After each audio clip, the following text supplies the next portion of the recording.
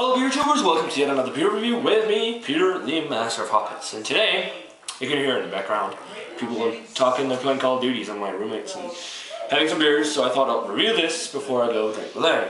This is a beer from SKA Brewing, and as I said earlier, I reviewed their Decadent Imperial IPA. It's really good, and said I wanted to try more. So I bought this, which is the Nefarious 10-pin Imperial Porter. And look at that label. That label is pretty fucking cool. Waxed as well, even though it's a year-round beer. It's an Imperial Porter, as it states, on 8%. And yeah, I really like that label too. They have some cool labels, SKA. So yeah, let's get it cracked open and see how this porter is. That's pretty fun. I know my glass probably looks a little wet. It's because it is. I just cleaned it, but it's just a little drops of water in there, so I guess it's all right. Yeah? Are you doing a beer review? Yeah? Alright. Yeah. There's no roommates. So there it is. It is pretty darn black. I'd say pitch black, because you can't see through it. You only get a little light there, but that's because there's not a big amount of beer there, I guess, in the bottom.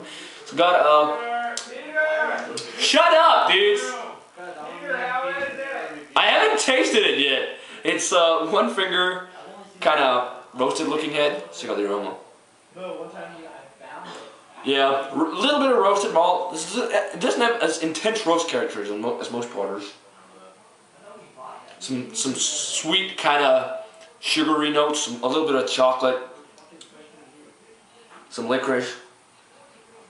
Yeah, and dark fruits too. It's got a lot of dark fruit actually, like raisin and figs. Smells like a pretty solid Imperial Porter, but I've had better aromas than Imperial Porters, but let's give it a taste, guys. Cheers.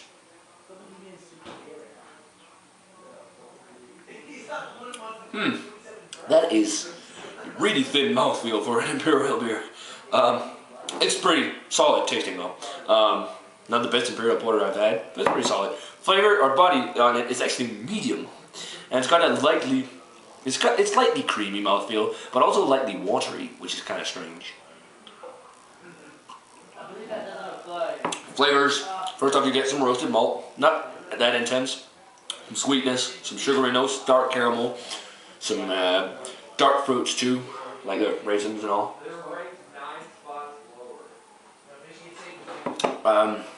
Yeah, it's actually okay. It's pretty tasty actually. The more you drink it, some coffee notes in there too. The licorice, chocolate is there, but it's not as dominant as the aroma. It's a pretty solid Imperial Porter actually. Now I've been drinking on it a little more.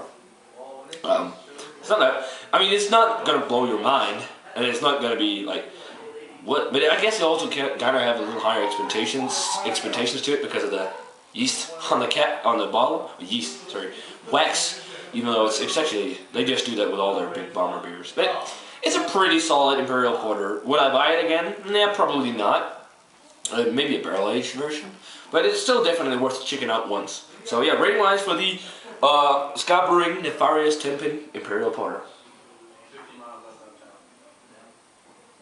I'm going to give it a solid 80.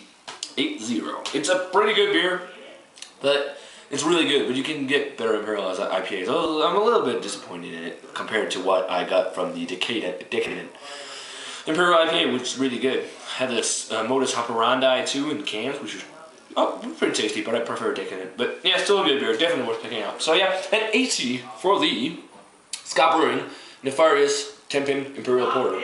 Definitely check it out if you get the chance, and as always, remember to comment, subscribe, check out the Facebook fan page and Twitter. Let me know what you think about this brew if you've had it. And I'm going to say cheers, guys, and I'll see you in another beer review.